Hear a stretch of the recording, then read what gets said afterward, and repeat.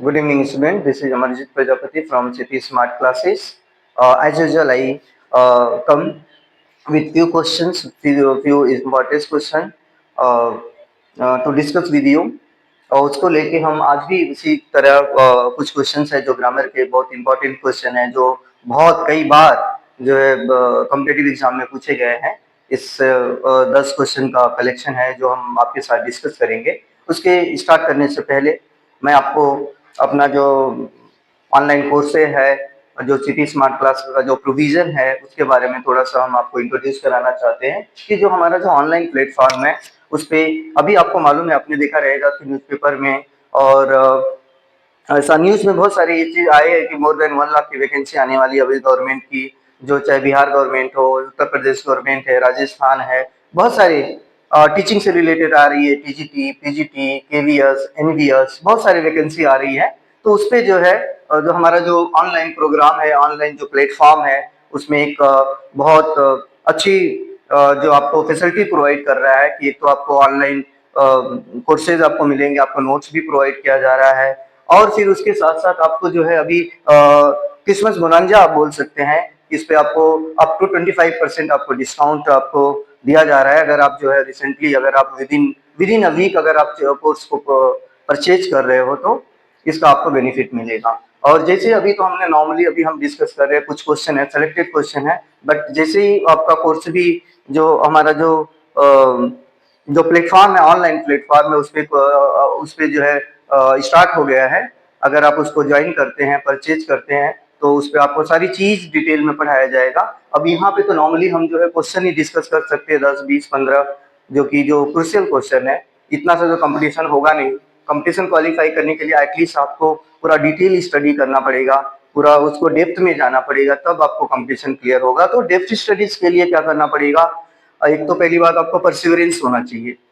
Perseverance means होता है continuity. Continuity होना चाहिए, तो आप हमारे साथ जुड़िए और हम आपको जो है गाइड करेंगे, आपको स्टडी मटेरियल प्रोवाइड करेंगे, each and everything we will provide and make the plan and suggest you how to get the success, right. तो अभी हम टाइम वेस्ट न करते हुए हम अभी क्वेश्चन को हम डिस्कस करते हैं। देखिए क्या क्वेश्चन है इसमें।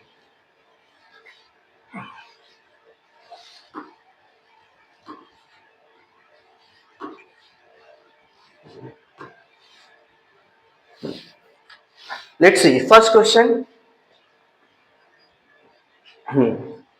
which one of the following which one of the following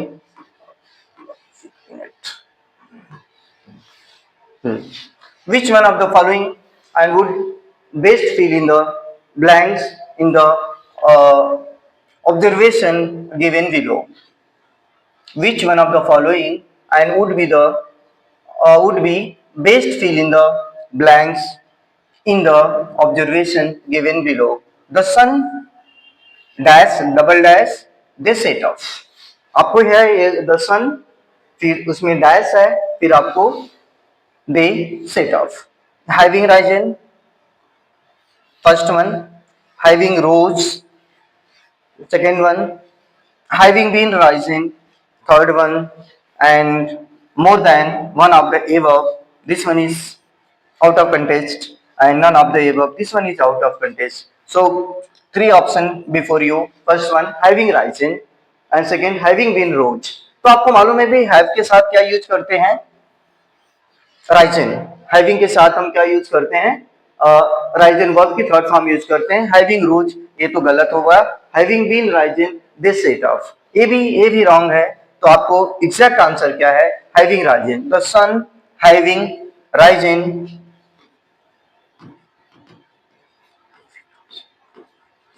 having risen this set off. Set off का मतलब होता है बिगिन करना, कोई भी काम क्या करना, स्टार्ट करना, चालू करना। जैसे ही वो सन राइज हुआ, having sun, the sun having risen, they set off, they began, right? So first option is correct.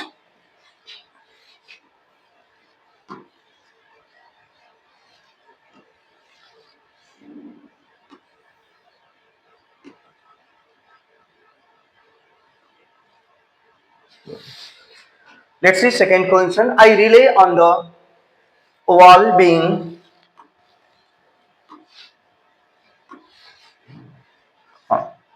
I rely on the wall being built immediately in the above utterance. Which one of the following grammatical categories is at the work? Means आपको question क्या दिया है, आई relay, relay मतलब होता है भरोसा रखना, किसी पर विश्वास करना. I rely on the wall being built immediately in the above utterance. Utterance मतलब ये जो सेंटेंस दिया है, जो आपको इन्वर्टेड कॉमा में दिया है, सिंगल इन्वर्टेड कॉमा में, इन द अटरेंस, जो एक्सप्रेशन दिया गया है सेंटेंस के through, which one of the following grammatical category is at work. बता रहे कि उसमें कौन सी ग्रामेटिकल कैटेगरी यूज किया, व्हाट काइंड ऑफ ग्रामर है ना that use in this sentence. तो पहला noun is generative case, noun in the generative case, first option. And second one is gerundized use of participle and participle and more than one of the above. ये भी नहीं है, ये भी नहीं है, तो option is out of contest. अभी हमारा बचा तीन, थ्री ऑप्शन बचा. Noun in the generative case, ये भी नहीं है. Noun in the generative case, ये भी नहीं है.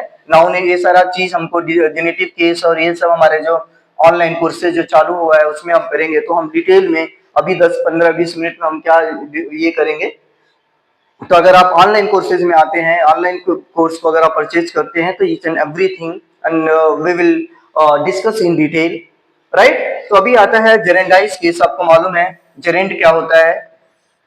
एक दिन हमने बताया था आपको कि जेरेंड वो होता है जो वर्ब का ING form of the verb work as a noun is known as a gerund.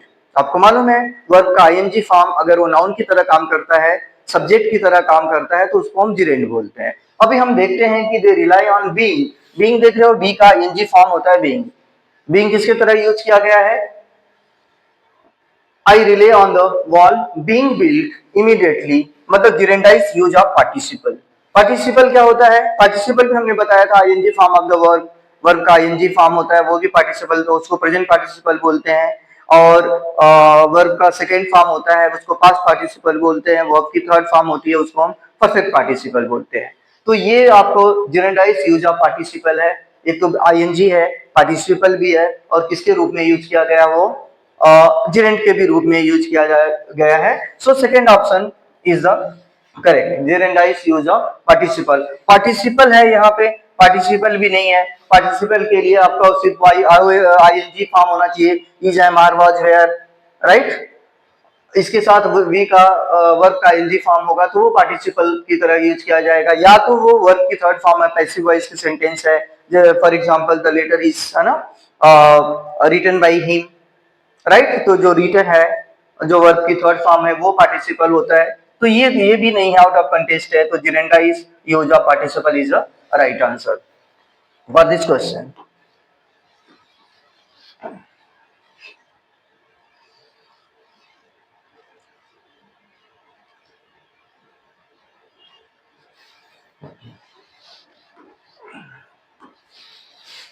This one is the third question. And he did this, and you have done it. Which one of the following would best fill in the blanks? Means what? यहाँ पे दिया he did this and you have done it since. यहाँ पे दिया already and ago, now and then, before and since. और ये out of contest है, right. Already ago means he did this. पहली बात आप लगा के देखिए कि उसको वहां पे मीनिंग वो दे रहा है कि नहीं. He did this already and you have done it ago. ये भी ऑलरेडी ऑलरेडी इसकी आउट ऑफ कंटेस्ट है, तो ये भी जाएगा उसमें, ये गया. Now he did this now, he did this now. Now अगर बोल दिया तो अभी हो गया, यहाँ पे डिड यूज किया गया है.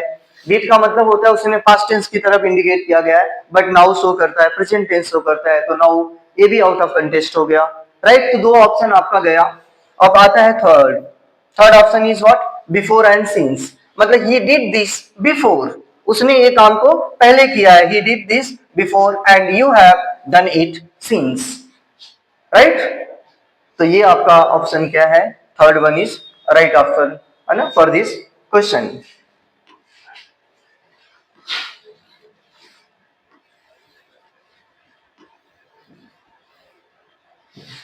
Next question.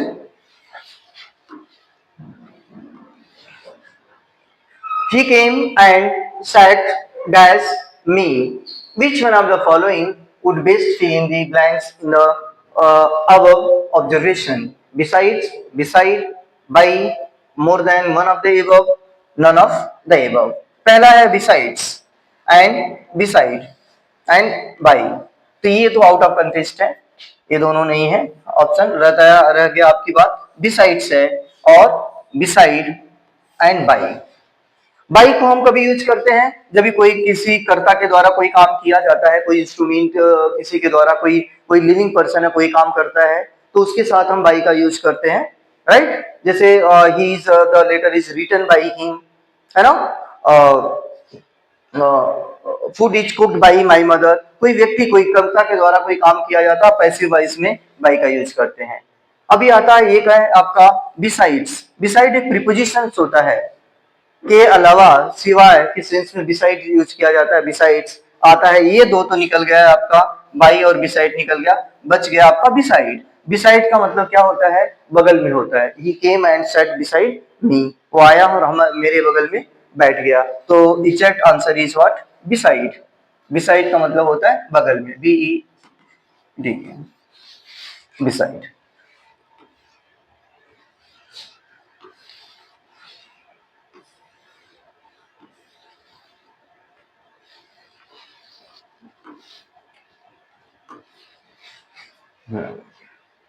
नेक्स्ट क्वेश्चन है see through the letter dash the fire. Which one of the following would be the best fill in the blanks on the above observation. Above observation ये sentence है, यहाँ पे क्या करना आपको preposition को supply करना है, विच प्रीपोजिशन है ना you have to use to give the complete meaning, right. तो first one is what, in, into, between, more than one of the above, ये नहीं है, none of the above, this one is also out of contest। Next one है in। पहला हम लोग देखते हैं in हम कहाँ पे यूज करते हैं। in एक प्रीपोजिशन होता है जिसमें कोई चीज बंद शेप में होती है तो वहां पर हम in यूज करते हैं, या तो हम ईयर के सामने in यूज करते हैं, और जो है in को हम जो है टाइम के सेंस में यूज कर सकते हैं, मंथ के सेंस में यूज करते हैं, और इनटू आता है तो इन तो नहीं है क्योंकि यहाँ पे कोई ऐसा सेंस नहीं दे रहा है। The through, see through the letter, है ना, इन द फायर, तो ये तो इन तो है नहीं क्योंकि थ्रू करना का मतलब क्या होता है, थ्रू करना फेंकना। जब भी आप फेंकेंगे तो मोमेंट होगा, जहां पर मोमेंट होता है आपको मालूम रहेगा इतना बेसिक, तो वहां पे क्या यूज करते हैं हम, इनटू यूज करते हैं, राइट। जैसे he fall into the river, he jumped into the river, the cat fall into the well, understand या नॉट। तो यहाँ पे हम व्हेन इनटू का यूज करते हैं जहां पे मोमेंट दिखाया जाता है। द लेटर क्या है, नाउन है, और थ्रू, थ्रू मतलब फेंकना, फेंकेंगे तो क्या होगा, यहाँ पे मोमेंट शो करता है, तो यहाँ पे क्या यूज करेंगे हम, इनटू यूज करना है, इनटू। और बिटवीन का हम यूज कहाँ पे करते हैं, जहां पे कोई चीज को हम दो लोगों में बीच में क्या करते हैं, when we distribute the things, है ना, between the two person or things. जब किसी चीज को हम दो या दो व्यक्ति के बीच में हम क्या करते हैं, डिस्ट्रीब्यूट करते हैं। जैसे for example distribute the sweet between Ram and Shyam, तो वहां पे दो व्यक्ति हैं राम एंड श्याम, उनके बीच में क्या किया, स्वीट्स को डिस्ट्रीब्यूट किया है। He seats, Mahesh seat between Ramesh and Suresh, तो वहां पे दो व्यक्ति के बीच में होता है जब कोई भी चीज, मतलब करने का मतलब बिटवीन का हम वहीं पे यूज करते हैं जहां पे दो नाउन होते हैं, उनके बीच में कोई चीज, कोई थिंग्स डिस्ट्रीब्यूट करना है, या कोई बैठना खेलना खड़े होने की बात हो रही है, तो उस सेंस में हम बिटवीन यूज करते हैं। तो ये आपका इन भी निकल गया, आउट ऑफ कंटेक्स्ट हो गया, बिटवीन भी गया, एक मिला आपका इनटू। इनटू हम क्यों यहाँ पे सप्लाई करेंगे, correct supply of the preposition, क्योंकि जब हम लेटर को फेंकेंगे see through the letter into the fire.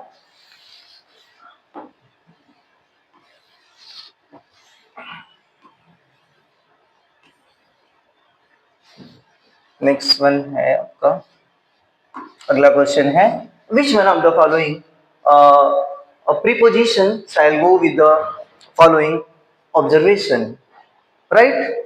This one the preposition that you have to supply the correct preposition in the sentence. Send a doctor, send a doctor, right. The preposition is for, to, in and more than ever, ये तो है नहीं, this two option is out of contest. Next one आता है अपने को, इन को हम पहले देखते हैं, इन क्या होता है, सेंड इन अडॉप्टर। इन हमने बताया इन का भी बहुत जगह हम यूज करते हैं, कोई चीज क्लोज शेप में होती है, कोई चीज होना, तो उसको हम इन वहां पे यूज करते हैं। ईयर के सेंस में हम इन यूज करते हैं, और कोई मंथ का नाम है उसके पहले हम इन यूज करते हैं, और डे के बीच में जैसे टाइम होता है, in the evening, in the morning, in the afternoon, तो वहां पे हम इन यूज करते हैं, right. Put this book in the bag, तो वहां पे जब कोई चीज क्लोज शेप में होती है, बंद कमरा है, या कोई कोई भी है, अलमीरा है, कोई भी चीज है जो क्लोज शेप है, तो हाँ उसके सेंस में हम इन यूज करते हैं। टू हम डायरेक्शन के सेंस में भी यूज करते हैं, और किसी कोई चीज किसी को देना है, और रिसीव के सेंस में भी हम यूज करते हैं। बट यहाँ पे जो स्पेशली, तो यहाँ पे to send to the doctor, ये भी गलत हो गया, है ना। तो ये बचा आपका first one option is the correct, क्योंकि सेंड के साथ हमेशा किसका यूज करते हैं हम, सेंड, है ना। Take the preposition for, send for a doctor is the right option. Move to next question.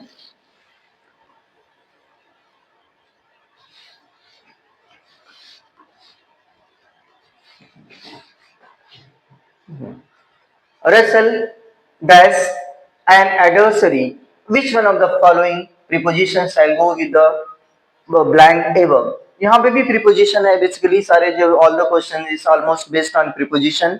So preposition का हम जब डिटेल में पढ़ेंगे, अभी तो 8-10 क्वेश्चन है, उसको हम ये डिस्कस कर रहे हैं। जब भी हमारे आप ऑनलाइन कोर्स में आएंगे, रेगुलर कोर्स में आएंगे, तो वहां पे हम सारे प्रीपोजिशन को, प्रीपोजिशन क्या है, उसके काइंड ऑफ प्रीपोजिशन कौन से, कौन कौन से वर्ड है, क्योंकि प्रीपोजिशन इतना वास्ट टॉपिक है कि it is very difficult to deal the preposition within 30 minutes, 1 hour, 2 hours और 3 आवर्स, राइट। इसके लिए कम से कम आपको 3 to 4 डेज चाहिए एटलीस्ट। अगर 2 आवर्स एवरी डे अगर आप कर रहे हैं, 2 घंटे हर दिन कर रहे हैं, तो एटलीस्ट आपको 4 to 5 days it need to complete. और जो है प्रीपोजिशन को करने के लिए कम से कम 4-5 दिन लगेंगे, तब जाके वो होगा। और प्रीपोजिशन के लिए इतना वास्ट टॉपिक और डिफिकल्ट है, इसके लिए बहुत सारे वर्ड्स होते हैं ना, जो जो जो वही फिक्स, क्योंकि वो किसी रूल में नहीं आते हैं, वो उनके साथ कौन सा प्रीपोजिशन यूज करना, कौन सा प्रीपोजिशन वो अपने साथ रखते हैं, तो उनको याद करना पड़ता है। तो प्रीपोजिशन बहुत है, और कोई भी एग्जाम है, अब जो है इंडिया का कोई भी अगर सिलेबस सिर्फ मेडिकल साइंस और इंजीनियरिंग को छोड़ देंगे, तो कोई भी आता है उसमें प्रीपोजिशन का यूज पूछा ही जाता है, चाहे वो इंग्लिश का हो, इंग्लिश पर्टिकुलर इंग्लिश सब्जेक्ट का हो, टीजीटी है, पीजीटी है, केवीएस है, एनडीएस है, कोई कॉम्पिटिटिव एग्जाम है। So preposition is very crucial topic. You can't, if you are a learner, if you are preparing for any exam, any competitive exam, so you can't escape the preposition, right? So इसको बहुत seriously लेना है आपको, अगर आप कर रहे हैं तो। रेसल एंड एडवर्सरी, रेसल का मतलब होता है फाइट करना, एडवर्सरी मतलब होता है बहुत एडवर्स सिचुएशन, है ना, बहुत अटपटा समय है, बहुत मतलब टाइम आपके अगेंस्ट है ना, ऐसे सिचुएशन में क्या कर रहे हो आप, रेसल कर रहे हो, तो वहां पे which one of the following preposition shall go with the blank above.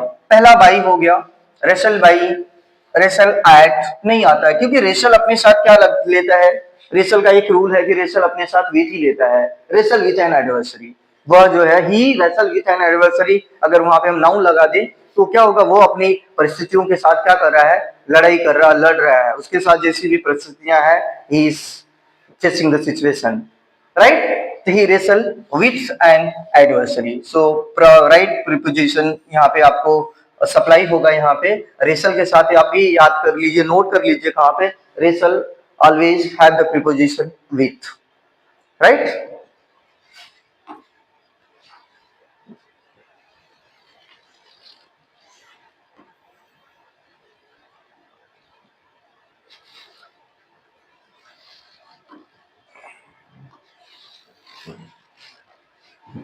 देखिए next question, he started early because he might not be late. Which one of the following is a correct form of the above? मतलब ये sentence है, आपको आपको देखना है कि he started early, He started early because उसने सुबह जल्दी स्टार्ट किया. He started early. Early means what? He started early because क्यों स्टार्ट किया early? He might not be late. ताकि वो लेट ना हो जाए. राइट. तो अभी इसकी ये जो सेंटेंस का जो सेंस है, there are 4 sentences given over here. 3 sentences. These 2 are not included in the answer. ये तो है ही नहीं. तो ये मैं पहले से मैं आपको आपकी सुविधा के लिए क्या कर रहा हूँ, for your suitability I cancel this 2 option, last 2 option. तो only 3 option is before you. First one, he started early in order that he might not be late. First option है. अभी आपको देखना है कि ये जो सेंटेंस का मीनिंग है जो आपको ब्रैकेट में दिया हुआ है आपको, और ये जो पहला सेंटेंस इसका मीनिंग दोनों मैच कर रहा है. दूसरा है he started early in that he might not be late, ये है. And third one is he started early in as much as he might not be late. सो ये आपका ये भी नहीं है. he started early आपको बोलने में ही लग रहा है he started early as much as, तो यहाँ पे अर्ली लिख दिया तो as much as लिखने की जरूरत नहीं है.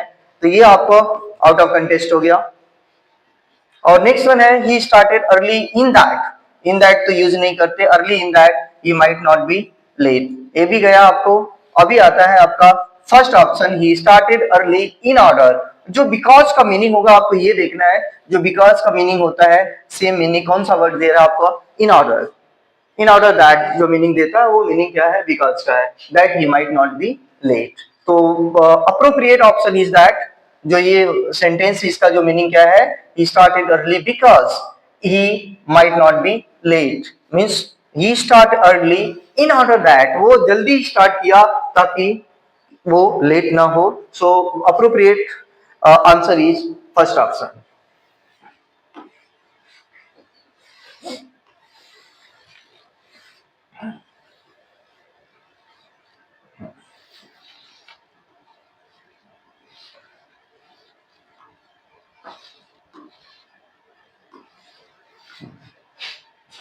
I would देखिए अब next question. I would have the picture dash then the pen. Which one of the following would best fill in the blanks? First one, finally and rather than, simply, yet, more than, above. These 2 option is out of contest. ये ऐसा ही दिया है. Right. तो बचा आपका 3 option है. अभी हम लोग फिर once again we read the question. I would have the picture.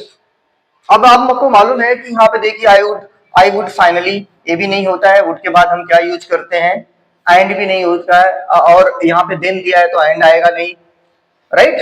तो एंड हम यहाँ पे यूज नहीं करेंगे. ये भी गया यहाँ पे. अभी आता है वुड के बाद रादर यूज करते हैं. ये यूज होता है वुड रादर. वुड रादर का हम यूज करते थे. यहाँ पे क्या होगा, I would rather have the picture than the pen. यहाँ पे वुड रादर देन का यूज करते हैं. जब हम प्रीपोजिशन को यूज करेंगे तो रादर देन का यूज हम कहाँ पे करते हैं, रादर का सेंस होता है, बल्कि अलावा के सेंस में रादर का यूज करते हैं. तो इसका एग्जैक्ट आंसर क्या होगा, I would rather have the picture. है ना. मैं पिक्चर रखना पसंद करता हूँ rather than the pen. Pen के अपेक्षा पिक्चर को रखना ज्यादा प्रायोरिटी देता हूँ. Simply yet. येट मतलब फिर भी होता है. तो यहाँ पे कुछ येट और देन इन का कोई कॉम्बिनेशन नहीं बन रहा है. तो ये येट वाला नहीं है तो सिंपली भी नहीं आएगा. आई वुड सिंपली या आप बोल सकते हैं, बट यहाँ पे येट नहीं दे रहा है. तो डेफिनेटली आपका second option is the correct option.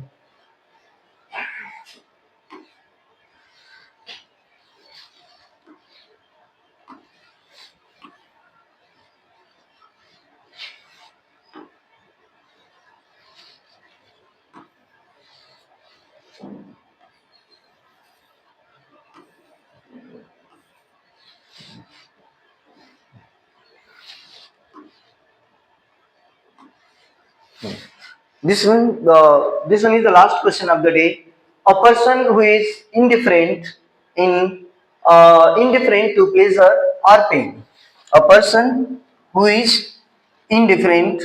indifferent मतलब जो बिल्कुल उसमें डिफरेंट नहीं आता है. डिफरेंट का मतलब भी आपको मालूम है. इंडिफरेंट का मतलब कि कोई अंतर नहीं है, कोई डिफरेंस नहीं है. A person who is indifferent to pleasure, चाहे वो प्लेजर में हो और पेन में हो, मतलब उसके बिहेवियर में, उसके एटीट्यूड में, उसके टेम्परामेंट में है ना, उसमें कोई चेंजेस नहीं आता है। वो हमेशा हर सिचुएशन में क्या होता है, whether he faced a good time or bad time or good situation or bad situation or pleasure, whether he is having pleasure or pain, in both the situation he quite and calm. There is no any panic, you know, in his behavior or attitude. A person who is indifferent to pleasure or pain, in which one of the following would best explain the above? पहला आता है यहाँ पे more than above, ये भी नहीं है, ये भी नहीं है, तो ये दोनों को तो हम निकाल देते हैं। पहला आता है हमें यहाँ से invincible.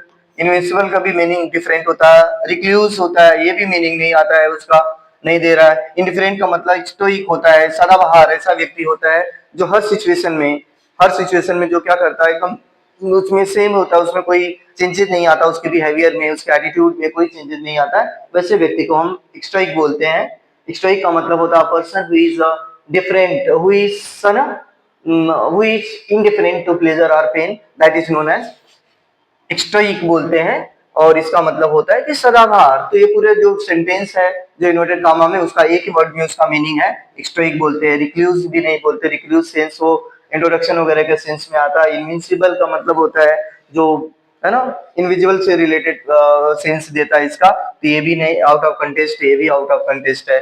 This one stoic is the correct answer for this question. Thank you very much. Once again, I want to tell you about my online courses, about the CP smart classes. आपको हमारा request है यही कि आप ज़्यादा से ज़्यादा लोग हमारे चैनल को लाइक करिए, शेयर करिए, और ज़्यादा, और हाँ, एक बात और मैं बहुत बताना भूल गया था बिगनिंग में, कि आप जो है हमारे जो चैनल, हमारा जो एप्लीकेशन है CP स्मार्ट क्लास को आप जो है डाउनलोड करिए। अगर आपको कोई डाउनलोड करने में कोई प्रॉब्लम आ रही है, तो ये जो नंबर है स्क्रीन पे, जो नंबर है, इस नंबर से आप कांटेक्ट कर सकते हैं। आप जो है कोई भी आपसे कॉम्प्लिकेशन होगी इससे रिलेटेड, उस कॉम्प्लिकेशन को आप वहाँ पे रिजॉल्व कर सकेंगे। हमारे जो ऑफिस स्टाफ है वो आपको हर संभव मदद करेंगे। कोई भी problem, any kind of problem that arise to reach to us, our office staff is already there to help you. So I request you, I suggest you to come and join us, and we show the way to get the success. Thank you very much.